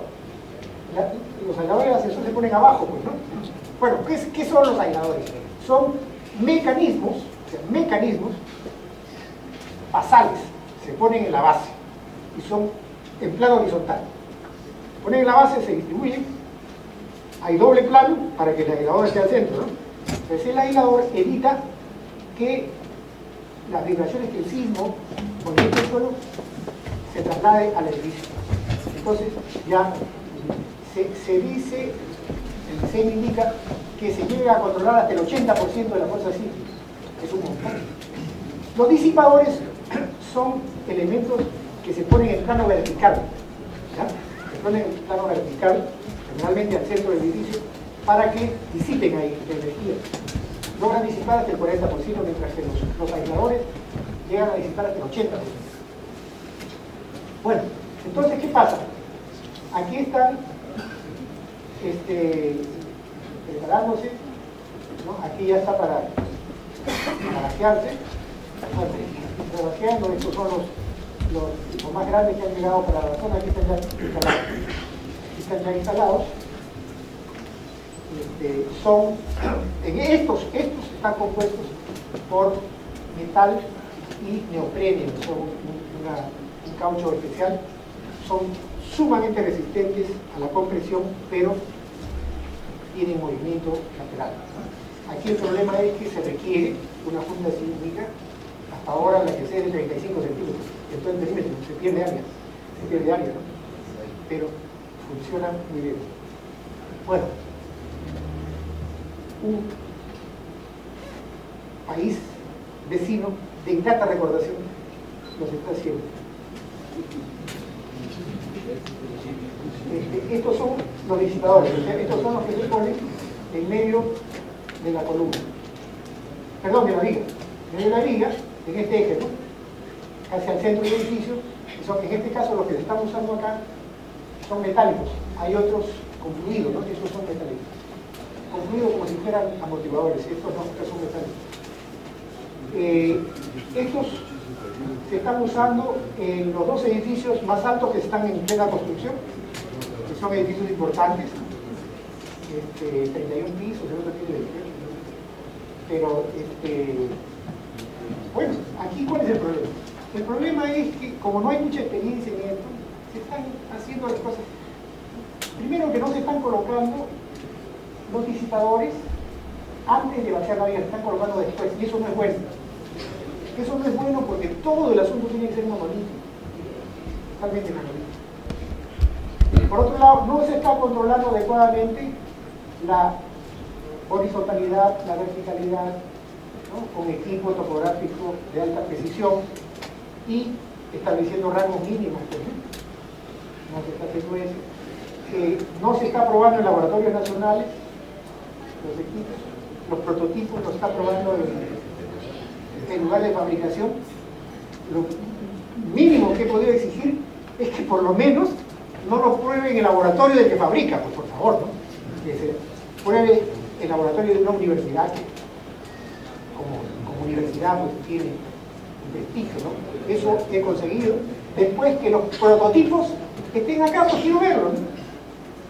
Tenemos que verlos por los prototipos, no pueden quedarse si los pago porque el prototipo ya no sirve. Está aprobado, ya no sirve, entonces que los traigan para verlos, ¿no? Lo mismo para los... Aquí ya se construyó todo y se ha dejado esto para después hacer el aislador y hacerlo. Esto debería ser monolítico, ¿no? Totalmente monolítico. Ese es el concepto. Y no se está cumpliendo. Bueno, estamos aprendiendo. Aquí están los disipadores almacenados, ¿no? Para que vean cómo son. Los problemas son los protocolos de control, tienen que haber protocolos de control estrictos. El recambio no está definido. ¿Cómo se va a cambiar? ¿Qué pasa si tengo que cambiar un aislador? ¿Qué hago? Después que haya un sismo fuerte, es probable que tenga que cambiarlo. ¿Y qué hago? ¿Dónde pongo la gata? ¿En la viga? ¿La viga está preparada para eso? No está preparada para eso. Entonces, no hay. Y el mantenimiento creo que hay que tener. Y las tapajuntas. No se olviden que son 35 centímetros alrededor, ¿no? Y que tienen que ponerse tapajuntas que funcionen. Lo que les decía, estos elementos se están colocando en edificios grandes que tienen muy buen nivel de calidad. Los profesionales que dirigen esto son del primer nivel. Como es lógico, ¿no? ¿no? Una inversión de esa naturaleza tiene que vender en lugar de ofrecer muy bien, no me quejo. Aquí hay una columna. ¿Ven cuál es el problema que tiene esta columna? Está inclinada. ¿No? Está inclinada. Así es inclinadita, muy bien hecha. Muy redonda para mi gusto, soy solo ingeniero, no soy arquitecto. Aquí sí hay un problema. Fíjense la fecha, 10 del 06. Fecha de curado, 10 del 06. A propósito, tiene que publicarse los programas de desencofrado, tiene que publicarse el día en que se ha vaciado los elementos horizontales, los elementos verticales, tiene que publicarse, pues tenemos que saberlo. 31 pisos me voy a perder, pues no. Tiene que estar esto colocado. Bueno, llegamos a un convenio que se escribir aquí, aunque sea con PISA. Ya, ahí está, fecha de curado, o sea, después de haber desencofrado, el 10 del 6. Hace cerca de 2 meses. Y está húmedo. Hay humedad retardada. Hay humedad retardada, ¿qué cosa? ¿No? Ustedes tocan esto y está húmedo. ¿Qué está pasando? Que no puede ser. Todas las demás están secas y habían 6. Estas que estaban así oscuras, voy a verlas y está humedad retardada. ¿Qué pasa? Bueno, han ido ya los especialistas. Radiografía, tipografía. Y finalmente una biopsia. Han sacado diamantinas de acá. Han sacado diamantinas para analizarlas, pues espero conocer el resultado, porque no lo conozco. Pero hay que ver qué está pasando. Estas cosas son peligrosas, siempre hay que saber qué pasa, ¿no? Cuando uno no sabe qué pasa, vamos en el aire, ¿no? Como las chicas que dicen, ¿cómo es eso? Permiso, ya. Muy bien. Bueno, también en estas obras, a pesar de que tiene una buena dirección técnica, hay sus problemitas. Miren ustedes, todas las losas son postensadas, ¿no? Pero también tiene sus cangrejeras, ¿no? Ahí está el tubo de potensado, el fierro al aire, ¿no? Bueno. Y fisuras, han surgido fisuras en las losas. Si las losas son postensadas, lógicamente no se deben fisurar, porque están comprimidas. ¿Cómo se han fisurado? He pedido un informe especializado que espero revisarlo, pero la primera cosa que he escuchado es que es normal. Es normal, por favor. Es normal que se fisure. Bueno, si es normal que se fisure, ¿por qué no lo has perdido? ¿Por qué tengo que estacionarme en este lugar con fisuras? Bueno. Este es el caso de una losa también. No es potensada, una losa maciza que se deflectó, entonces ha habido que gatearla, subirla y ponerle fibra de carbono y funcionó perfecto. Es cierto que lo que dice el ingeniero, esto no se ve pues nada. Solamente quiero mostrar que este es un esquema de todos los problemas que tengo registrados, ¿no? Y que en algún momento ampliaré. He visto algunos, pero ya pues tendré oportunidad y eso tiene ustedes.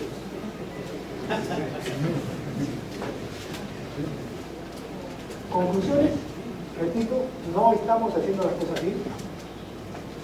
Hay deficiencias en el trabajo que están haciendo los responsables de las obras y en el trabajo que están haciendo los supervisores de las obras. Tenemos que hacer conciencia de eso y comenzar a trabajar para arreglarlo, ¿no? Creo, insisto, no era partidario de eso, pero he quedado convencido de que necesitamos tener trabajo con los ingenieros jóvenes, los mayores, capacitar a los jóvenes, pero para eso hay que crear todo un sistema y que no podemos seguir acreditando supervisores pues, porque tienen un currículum que seguramente es muy interesante, pero que no acreditan haber estado en obra con la frecuencia adecuada. Dejo la palabra a los ilustres.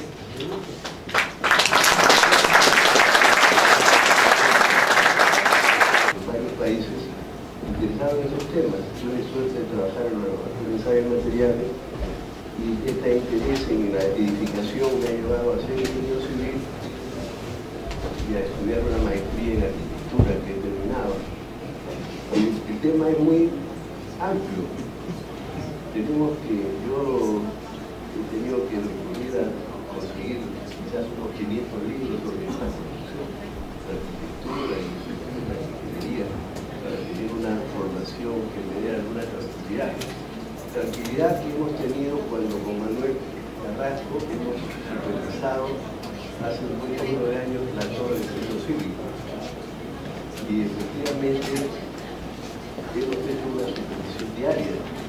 No hay llenado de placas ni columnas, sino de losas, tanto de concreto armado como la de concreto organizado, que hemos verificado, haciendo 22 metros, después de haber medido los milímetros que se tiraban los cables para verificar si correspondía a la curva carga de formación que decía el fabricante, en un voladizo a 122 metros de alto. Felizmente no es lo único que habían medido ni muerto, porque también teníamos estrategias para reducir los accidentes. Entonces este tema es complejo. ¿Por qué es complejo? Porque los problemas mencionados son algunos, pero realmente para asegurar que el concreto es de calidad, habría que verificar alguna de las 7 etapas de su producción. El concreto se diseña, se proporciona, se mezcla, se transporta, se coloca, se consolida y se termina la superficie. Son 7 etapas de su producción. Esto es tan complejo para darle una idea a los jóvenes, que recordaba ahora cuando hablaba Manuel, un edificio de Sao Paulo que yo tuve que hacer un reporte para sacar en la revista Constructivo, de la cual soy director técnico de sustentación hace 16 años. Intentamos transmitir a la construcción información que les sea útil. Recordaba en este edificio que se llamó E-Tower, de 38 pisos en Sao Paulo, que por razones de arquitectura había que reducir el tamaño de las columnas del sótano para que puedan entrar los automóviles. Y entonces se optó por mejorar la resistencia del concreto para reducir su sección. Se llegó a hacer concretos de más o menos 800 kilos por centímetro cuadrado. Y para no confundirla con el concreto de las placas o de las losas, se hizo que el concreto de la columna fuera un concreto coloreado, rojizo. Pero Brasil no tiene terremotos, pero si interesa sabe el tema de la calidad. Y en ese edificio participaban 3 laboratorios de control, o sea, se probaban los agregados, el concreto, el acero, etc. 3. Entonces, manejando estos conceptos me hace llegar a decir algunas interrogantes que me retoma Manuel. ¿Hasta qué punto el control municipal es eficiente, efectivo? Yo tengo una idea muy clara. Quisiera transmitírsela o buscar un consenso. Existen 2 maneras de vigilar lo que pasa en las obras. Una, que debería ser el control municipal de obras. Ese control es lo que está describiendo Manuel, o sea, una visita periódica, verificar que haya medidas de seguridad, que hay una licencia, que hay ingenieros residentes, etc. Y visitarla periódicamente para ver más o menos, medir, como un médico que pasa revista a su paciente cada cierto número de días. Pero eso es control de obra municipal. Eso no es suficiente para asegurar que ese edificio está protegiendo a los usuarios y a los vecinos de su calidad. ¿Por qué? Porque un día que no fue el supervisor, se llenó las placas o las columnas o las losas o las vigas importantes en el piso X. Y cuando viene un terremoto, es como un examen final. El edificio puede aprobar o puede ser jalado. Si es jalado, se dice colapso parcial o total. Entonces, yo creo que ya debemos, los ingenieros y los colegios profesionales deben tener claro que ese tipo de supervisión periódica, cada semana o cada 15 días, etc., eso debe identificarse como un control de obra municipal, donde el municipio de alguna manera tiene un nivel de, cuida un cierto nivel de calidad y verifica que haya las cosas básicas se estén ejecutando. Pero debemos tener claro que debemos promover más que una supervisión, ¿cómo le llamas? Supervisión particular. Particular, una verdadera, una supervisión de obra que debe hacerse por medio de profesionales o oficinas especializadas de ingeniería para supervisar totalmente la obra, porque no es solamente la estructura y el concreto, tenemos que verificar todos los materiales. Si ponemos un cristal templado, si ponemos un acero de tal tipo, si ponemos un aluminio pintado o con color de procesos de fábrica, etc., todo eso tiene que verificarse. Entonces, porque los propietarios, como dice Manuel, deberían la vida útil, que puede ser 50 años o puede ser 500. Una vez un profesor Intú en México nos enseñaba de que uno de sus clientes le proponía que le haga un diseño para su iglesia, de una determinada religión, que debería estar garantizado 500 años, y él aceptó el encargo y pues se puede diseñar un edificio para 500 años de vida útil. Entonces, eso lo tiene que supervisar diariamente, eso no puede ser una visita cada 15 días, 10 días. Entonces, hay dos tipos, control municipal y supervisión, pero la supervisión debe ser permanente y debe responsabilizarse de un profesional o una oficina de ingeniería con las pruebas respectivas. Y como dice el ingeniero tanto Manuel como el ingeniero Adolfo, quería llamarlo por su nombre, Adolfo, a veces hay temas que no estamos verificando. Por ejemplo, yo también hemos ofrecido para llevar supervisión particular de varios edificios, obras de planificación, etc. Y muchas veces los gerentes, y que son amigos de las plantas de precolado, de concreto premezclado, sostenían de que por qué teníamos que tomar probetas si ellos nos enviaban un certificado. O sea, el propietario, el proveedor, se quería garantizar que nos estemos contentos con la garantía del propio fabricante del producto material. Y eso es una evaluación, como digo, en San Pablo se hacía para un edificio alto 3 laboratorios particulares. Entonces, hay dudas. Adolfo pone un acento en el tema de los aditivos, en que son productos químicos que cambian o introducen unas propiedades concretas. Y esto, como decía un investigador en España, el doctor Calleja, el problema no basta que sean inertes, sino lo importante es que sean inocuos. O sea, que no afecten en el tiempo las propiedades de cada concreto. Y eso hay que verificar.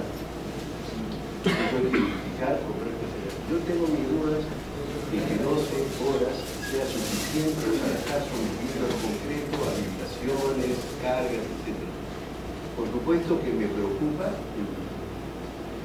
el interés de los constructores, de las empresas que invierten en carreras en mejorar su productividad y acelerar los procesos de construcción, pero todo eso tiene un límite, porque el concreto no solamente tiene una resistencia, hay unos investigadores que hablan del tema de la madurez en concreto, el tema de la velocidad en concreto, la durabilidad, eso es un asunto complejo.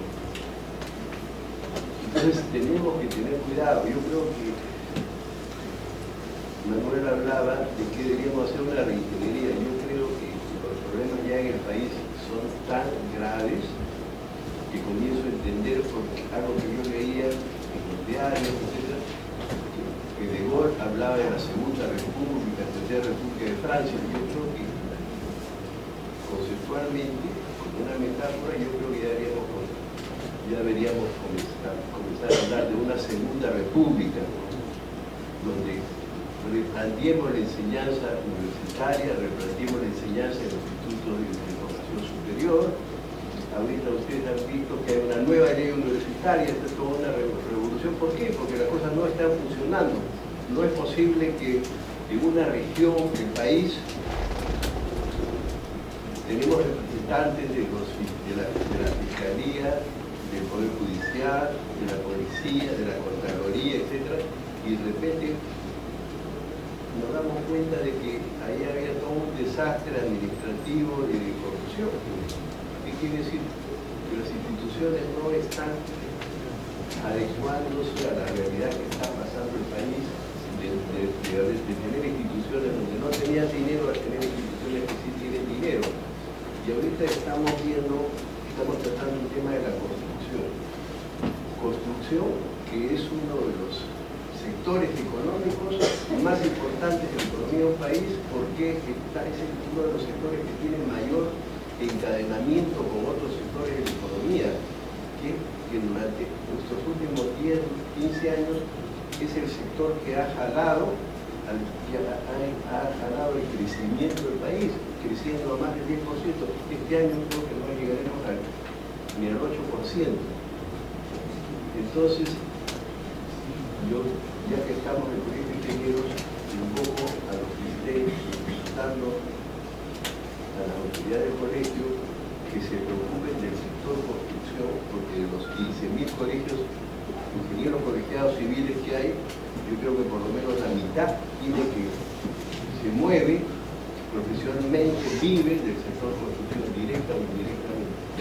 Entonces, está desacelerándose el crecimiento económico, se está desacelerando la inversión en construcción, los constructores que hacen obras del Estado no están siendo tratados por igual, o sea, hay cierto favoritismo, hay ciertas irregularidades que hacen daño al sector. Entonces tenemos que preocuparnos por los procesos de proyectos, de programamiento de las obras, de supervisión de las obras y hacerlo de una manera mucho más seria. Es necesario que los edificios, si se hacen 100 edificios, todos los nuevos edificios que tienen licencia deberían ser parte del stock inmobiliario del país que no es vulnerable ante un sitio. Pero ¿qué pasa? Todos los representantes del sector público, o sea, los ministerios, los colegios profesionales, la Cámara de la Construcción, repiten hace ya creo que décadas, dicen que en Lima, en Perú, 7 de cada 10 construcciones son informales, como si esa informalidad sea responsabilidad de cuidarla de algún marciano o venusiano, no de nosotros mismos. Entonces ya deberíamos cambiar el ciclo a partir de hoy 20 años, o hace 5 años, hace 10 años, deberíamos haber estado haciendo algo para reducir la informalidad, porque la informalidad significa que hay algo que hemos dicho en algunos días de la revista, es el stock inmobiliario del subdesarrollo, porque está en una interrogación de vulnerabilidad que no sabemos cómo se va a comportar en un terremoto. Tenemos mala memoria, deberíamos haber aprendido la lección. En 1746 hubo un terremoto en Lima, que según la inglés que hay un libro muy interesante sobre el terremoto y que explica una frase conmovedora.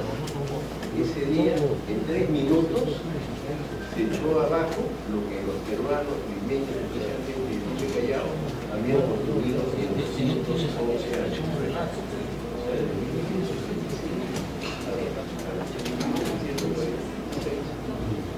Se había ido abajo.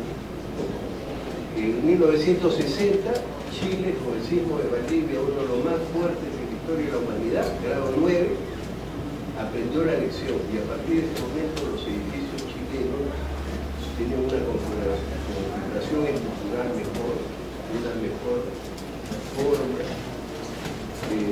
usan ellos losas y placas más, y su ingeniería estructural, su formalidad es muchísimo más elevada que la nuestra.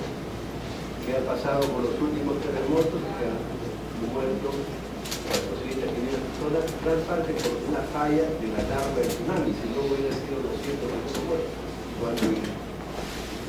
Cuando acá en Pisco, en 2007, han fallecido 600 personas a 2 horas de Lima por la capacidad cerca de Lima. ¿Y por qué fallecieron 600?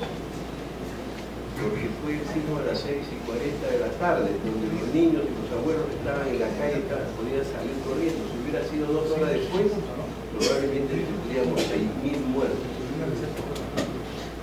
Y si estuviéramos como en Haití, 250.000 muertos. Entonces, tenemos que aprender muchas lecciones. Tenemos que entender que hay control de obra municipal y debemos promover una supervisión verdadera de obras. Tenemos que mejorar la enseñanza en la universidad de ingenieros y arquitectos. Y tenemos que, los ingenieros, reciclarlos, tenemos que interesarnos en los nuevos códigos, en los nuevos tratados de construcción, y empezar a ver qué pasa con los aisladores, con los amortiguadores, con los disipadores sísmicos, qué pasa con los nuevos materiales, qué pasa con los aditivos, qué pasa con los mezclados, con los funcionadores, etc. ¿Qué pasa con la calidad de los agregados? Si todo el mundo existe un constructor, compra un agregado y está debidamente respaldado por un análisis ergonométrico, una determinada móvil de mesa, etc. Acá cualquiera pone una indicadora, una arenera, nos venden los materiales sin certificado. El colmo es que en algunos cuantos kilómetros al sur, en una duna, se ha dejado que haya 8.000 a 10.000 familias viviendo encima. Pero lo peor es que alguien se está beneficiando y ha dado en concesión de la venta de esa arena. Si ustedes pasan cuando llegue el verano, van a ver que media duna, el lomo de corvinas se echaba abajo y la gente sigue viviendo arriba de la concesión. Habitantes de otro planeta donde no existe una normalidad. Entonces, hay muchos problemas de calidad de materiales, de utilización de la construcción, de formación profesional, de normativa, etc. Y esto ya tiene que ser discutido, debatido con mayor detalle, porque es algo que está afectando al futuro de ingeniería civil, arquitectos, integrar a la industria de la construcción, que es tan importante para el país. Muchas gracias, Pedro.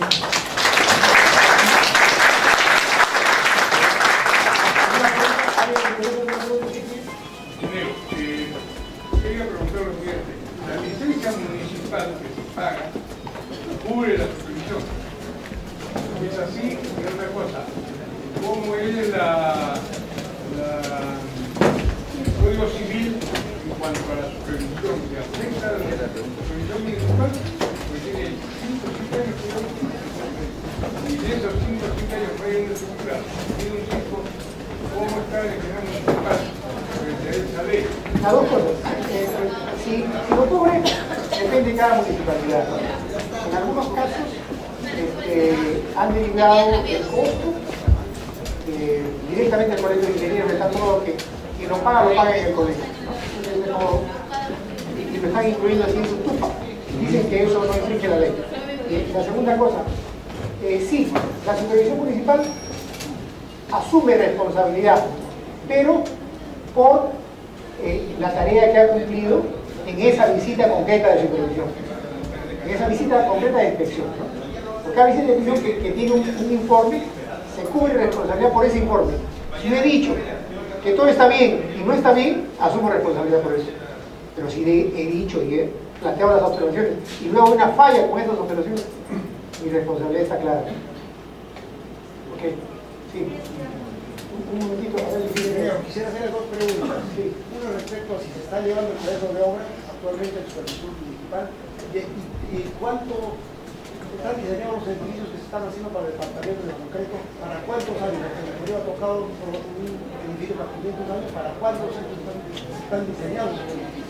Bueno, habría que preguntarle a los diseñadores, pero el cuaderno de obra se lleva, por supuesto, pero ahora con el uso de los sistemas de calidad, el uso de los protocolos, muchas veces es más importante, ¿no?, la verificación de los protocolos que el cuaderno mismo, ¿no? Pero lógicamente el cuaderno ya está pasando a ser un documento formal, ¿no?, un documento que ya no adquiere tanta importancia porque ya todo se hace en forma digital. Todo se hace en forma digital y todos los registros están archivándose ahí. Pero hay una obligación de tenerlo y se tiene. Yo propongo, además de lo que dijo el ingeniero, retirar el nombre de supervisión municipal, solamente quedarse con el nombre de control, porque para evitar que el Código Civil nos absorba, ¿no? Porque el Código Civil no contempla control, sino supervisión. Y estamos bajo el título de supervisión y se aplica la sanción que... Me parece muy bien que se aplique. Es que si somos supervisores y tenemos que aceptar esa responsabilidad, si no mejor no nos metamos en el asunto, pero la responsabilidad es muy concreta sobre la inspección que se ha realizado. Si esa inspección no demuestra que ha sido eficiente, tendrá que asumir la responsabilidad. Yo no creo que ahí no hay ningún problema. Está muy claro. Sí, esa es mi opinión. Creo que tenemos que asumir la responsabilidad. Muchas gracias. Me da toda la oportunidad.